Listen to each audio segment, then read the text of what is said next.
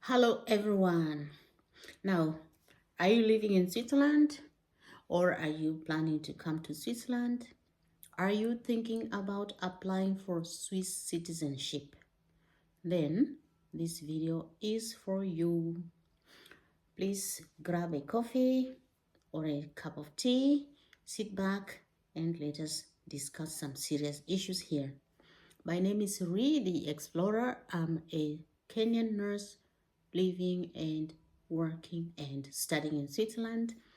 I'm a nurse and I'm currently doing a PhD in Switzerland.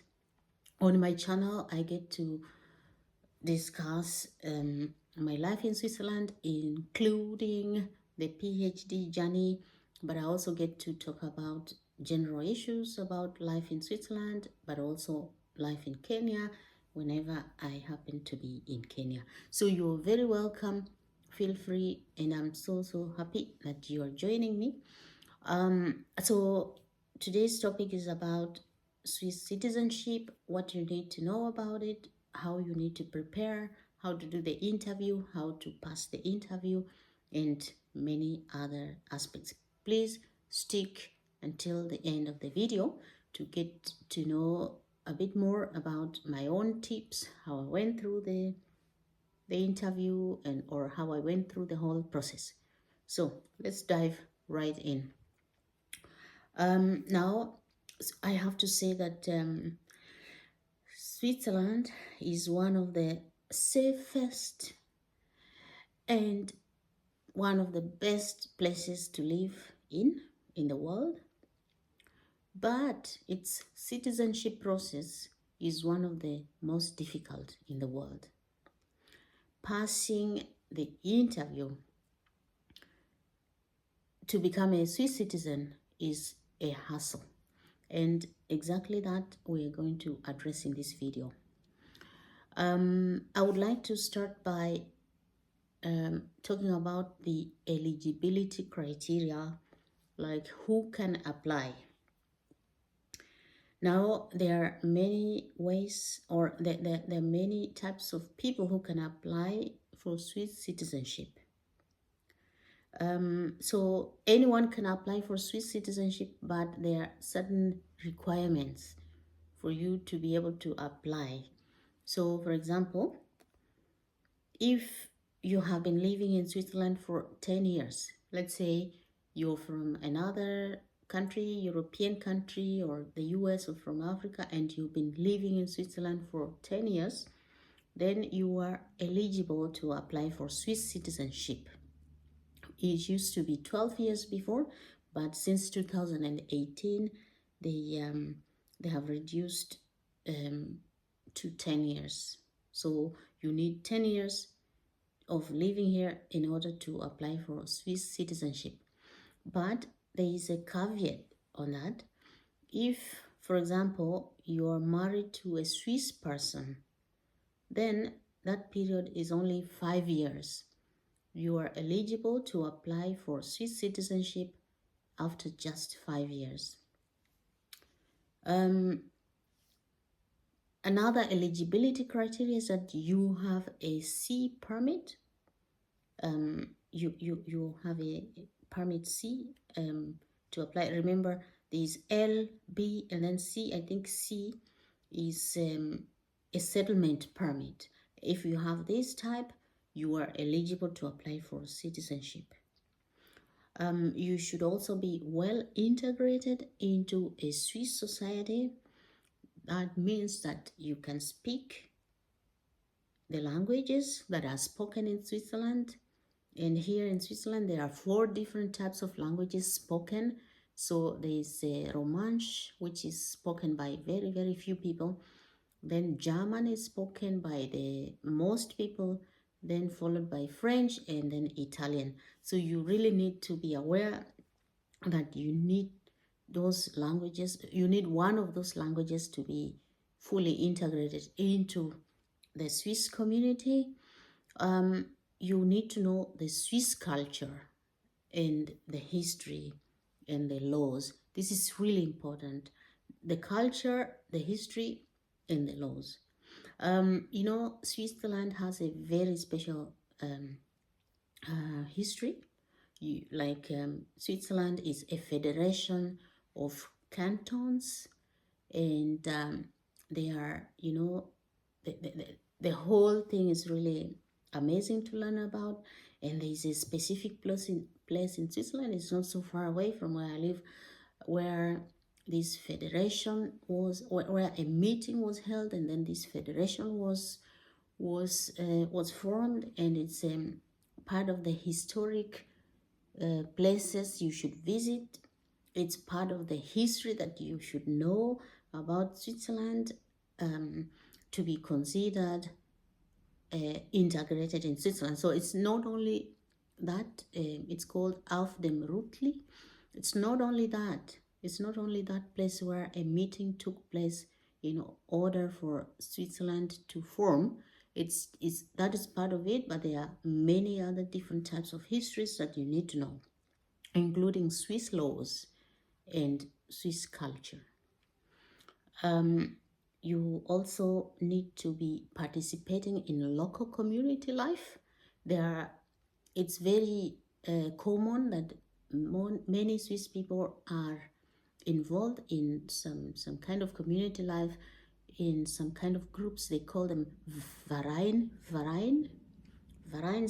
They are like some I don't know how to call that in English, but some small groupings in certain communities. You need to belong to one of those. But even if you're not a part of any of those small groups, it's very important to be close to some people in your community. Switzerland is not big, and so it's really possible that you can know certain members of your community, and that's really important to be considered integrated, because during the application for your Swiss citizenship, some of those community members will need to give you a reference or sign somewhere that they know you.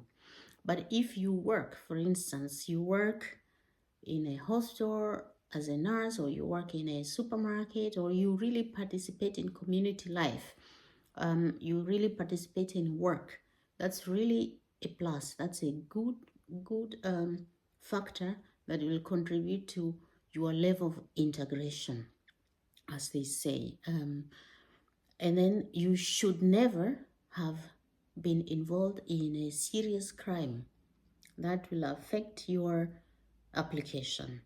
And there is also something Swiss people value work so much, and they value hard work. Actually, they work so much more than they enjoy life. And so taking social welfare or depending on social welfare is not something that is appreciated. You are looked down upon if you live on social services, and this will affect your application to become a Swiss citizen.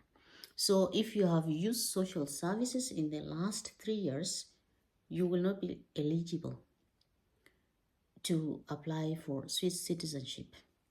And if you meet these requirements, all these things that I've talked about, you can apply. And now in the specific steps, step-by-step application, I will specifically talk about the Canton of Lucerne, where I live, because Switzerland has 26 cantons, like districts, and each one has its own rules, its own administrative systems, its own culture. And so if I speak for only the one where I live, the one which I know, because they are so different.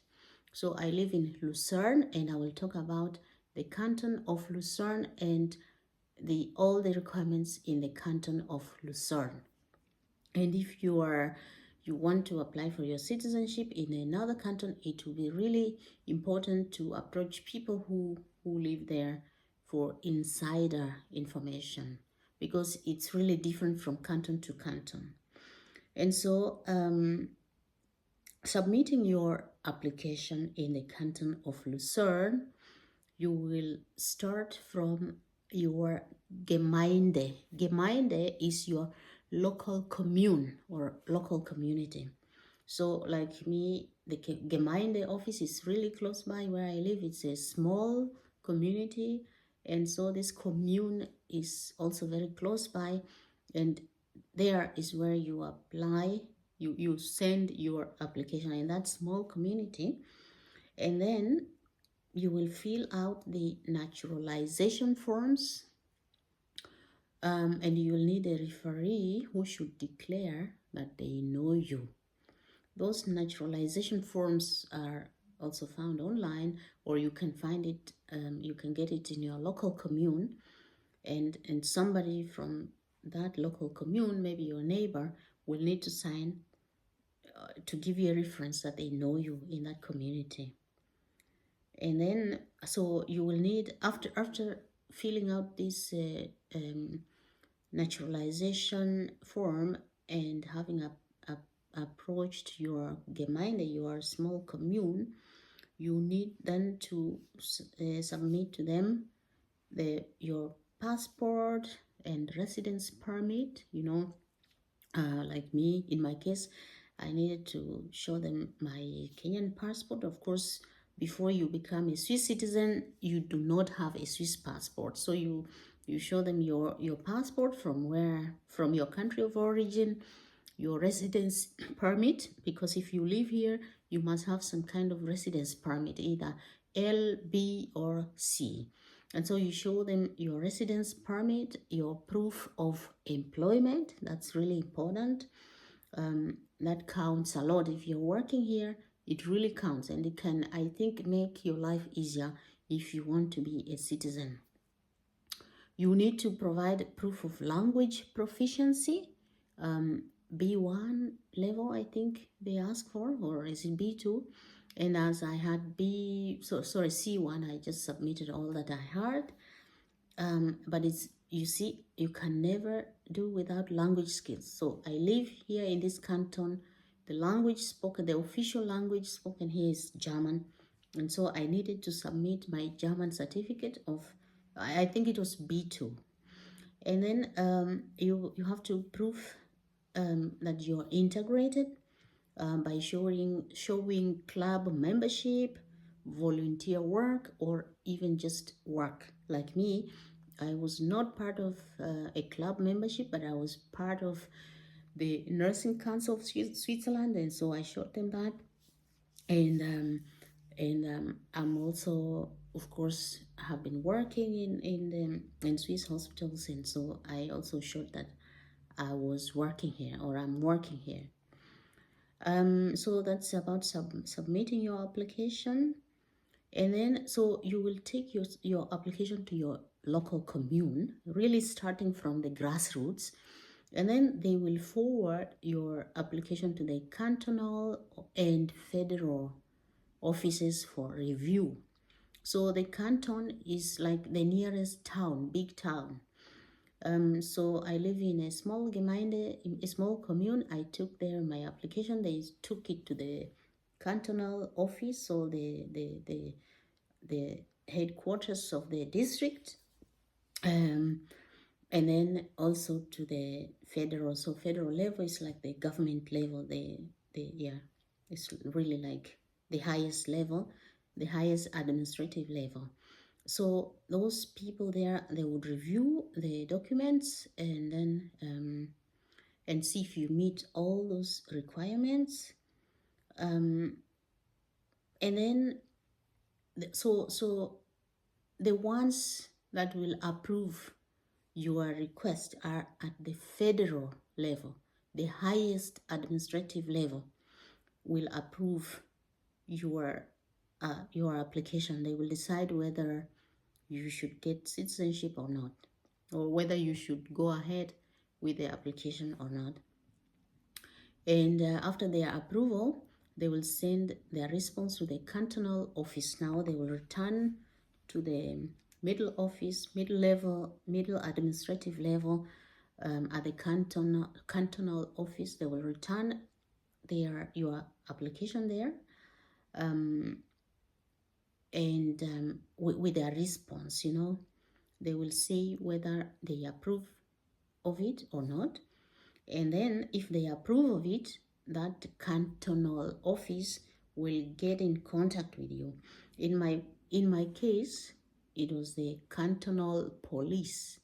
A police officer from the canton called me on my phone and asked me about the application.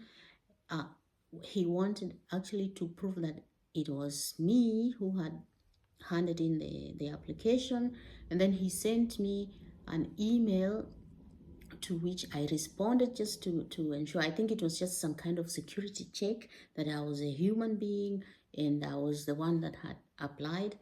And then I spoke with him on phone. He sent me an email. I responded, and they tell you to respond in a certain way. I did exactly that, and then this police officer sent me information, including websites, like the cantonal website with information related to application. On that website, there were also questions. They are called 100 questions, and they tell you to study those 100 questions. And from those 100 questions, they would get some questions, I think 50 questions, to ask you at the interview. So it's really a transparent and easy process. Once they have approved your application, they give you all the necessary information to help you prepare for the interview and pass. And so all the information is on the cantonal website, the Canton of Lucerne. If you like, write me a comment and I will put this information in the comment section or in the video description. And I can also send you this information if you need. Just drop me a comment and ask for it. And then so you have all the information and the websites where you find all the information related to your interview. And then so I took these 100 questions and I studied them. It really doesn't take a long time. I studied them over in one weekend, and then I visited certain historic places just so that you really know, because you will be asked about the culture, the history, the laws, and so you really need to know the country. And so I visited several places, and of course I had been living here for 5 years, and I have friends, I have worked, and so if you're really engaged in community dynamics, you really get to know a lot of things, and then this interview is nothing to be worried about. And then we set an interview date with a policeman.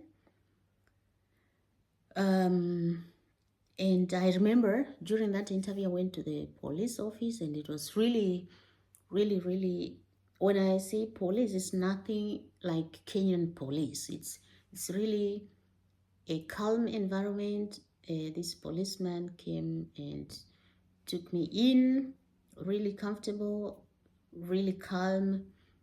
Went through all the procedures. So he informed me of how the interview would be, and he told me that the interview would include oral interview and written interview. And I think I started with a written interview, which would be for 2 hours, but I did it in 10 minutes because I had prepared. Really, if you prepare, there's nothing there, because you have all the questions, you study them, if you're serious, if you know, you know. It takes like 10 minutes to complete the written interview, a written exam, which should take 2 hours. And then we went in for an oral interview, and of course they ask questions in German, and they are questions that you really have seen on the website, and it was not difficult. You just have to answer them like a normal human being, because you're talking to a normal human being. And they are really important questions talking about or addressing the Swiss culture, the geography, the laws, and the histories. And remember that at the interview, you can always bring someone with you. You don't have to be alone. So it's really, really inclusive and comfortable. Um, Now that was about the interview, and let's now talk about how what you need to know in order to prepare for that interview. So, as I said, they test your knowledge of Switzerland in that interview, both written and oral. And then they also test you have to sign some forms that you will respect Swiss laws, Swiss regulations, or something like that. And so they really value the rule of law, and you for that you sign some form. Um, and so while preparing for the interview, you need to know that you need really good Swiss knowledge. If you have Swiss friends and you visit the mountains and historic places, you're good. Um, in Canton Lucerne, they follow a standard Swiss interview model, and it's really about Swiss history, geography, and politics, but also culture. You need to know Lucerne very well and your local Gemeinde or your local commune. Like, there are some simple questions like, which is the house mountain of Lucerne? And it's Pilatus. You see Pilatus every day, everywhere, from every corner. So they are really easy questions, but you really need to know your city and your commune. They also really value if your daily life and integration activities can be shown, and if you work, it's really, really relevant. As I told you, in Switzerland, they value work. And so if you're working, you're really good. So in my case, I was interviewed by a police officer, but you might be interviewed by any local officials. And really, the interview process is transparent. All the things that will be asked you are also transparent and available online. So in Canton Lucerne, I I have a feeling that the interview process, the process of getting citizenship, is really transparent, easy, and comfortable. Um,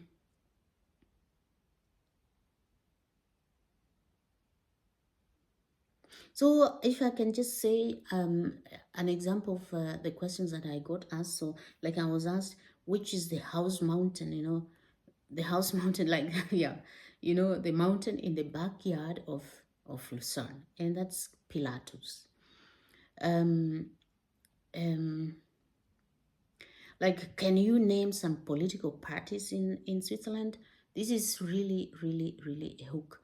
You need to know about political parties, and you really need to know, like, the three levels of the government. All this. The Swiss political system. It's one of the most complicated. I mean, it's so it's really like devolved from the grassroots all the way to the federal level. You really need to know how it's structured, and this took me some time to understand. But if you follow the country's politics, it's so easy to understand that. But they ask you those small details like, what are those three levels of the government of the Swiss government, and who takes what kind of decisions? What is the role of the of citizens? What is the role of the citizen? What power do the citizens have in Switzerland? What is direct democracy? What is tell us about important historical events. What happened? I don't know in which year in Switzerland, and such kind of things. But all these things, all this information is on the website of the canton. And most of these questions are actually in the 100 questions that you need to prepare, and they are available online. So you just need to have a sharp mind, you need to prepare well, and you'll be good. And you need to always answer your questions with confidence. You have to show enthusiasm for Swiss values. You know, um, when applying for citizenship, I think for Swiss, for the Swiss government or for Swiss people, it's not just about gaining a paper. It's about showing enthusiasm for their values. They have so many values. Some of the values are really good, some are strange. Like you really need to show that you value work. This is, some people might say that's a strange value, but for Swiss people, that's really a value you need to show enthusiasm for. You need to value, this communal life, like taking part in a Vereine, like in community things, like there are people who belong to some community dance, others belong to a group of women doing some knitting or anything. You have to show some love for their values. Of course, at some point in life, your enthusiasm might change, but at the point of applying, you really need to show your motivation. And you have to show that in the interview. And I think that's why you meet people face to face to show them your motivation. Yes, and I told you that you will need to sign some declarations. And of course, those forms are also sent to you before the interview, so you know them before you go to the interview. You know what kind of documents you'll need to sign in front of the interviewing person. There are some mistakes to avoid during the interview. And please, so some people fail the interview because they do not adequately prepare for the political and historical questions. And this is a hook. They value their politics, they value their history. You have to prepare that really well. People who are not integrated and who don't show that they are integrated. And integration can be just participating in work or participating in some group dynamics. You really have, and or even just having friends in your community, or having friends as neighbors, or really knowing your neighbors. You really have to show that, and if you don't prove that, you will not be successful with the interview. If you have poor German skills, because the whole interview is in German, and you have to read and you have to write, you have to listen and talk, discuss. You really need to know that. And during the interview, I asked the policeman who was interviewing me whether or what makes people fail, and he said some people refuse to sign the declaration that they will follow or they will abide by the Swiss laws. So my question is, if you want citizenship of a country, why don't you want to respect their laws? And there's no safer country than Switzerland. And why wouldn't you want to follow their laws? And of course, some laws and rules are, yeah, stupid, if I may say. But if you really want to be a part of a country, I think you have to accept certain situations, whether they are comfortable situations or not. But some people refuse to sign that, and then your story is finished if you don't sign the declarations. It's very important. My tips are that really practice to speak German and have friends, Swiss people. Have Swiss friends, real friends, and not just friends who you will use to get your citizenship, but real friends, because they can through them you can learn a lot about Switzerland. But Swiss people, how I know them, they are also very open to learn from other people. So your friendship will be like give and take. You will get to learn a lot about Switzerland, about them, but also, of course, you also have to give them something back, like tell them about yourself and your culture and your origins and all that kind of thing. Read about the Swiss history and politics, and if possible, visit those places that are historic. And there are so many historic places in Switzerland. You have to visit them and get to know the story about them. Join local clubs, these communal events. You need to join some of them. It's really important to network. It's really hard to find Swiss friends because, as they grow up, they have their own friends and they're a bit closed. They're really closed to outsiders. But once you have friends, they are really, really true friends. And so do something like join groups, join clubs, join events in order to find friends.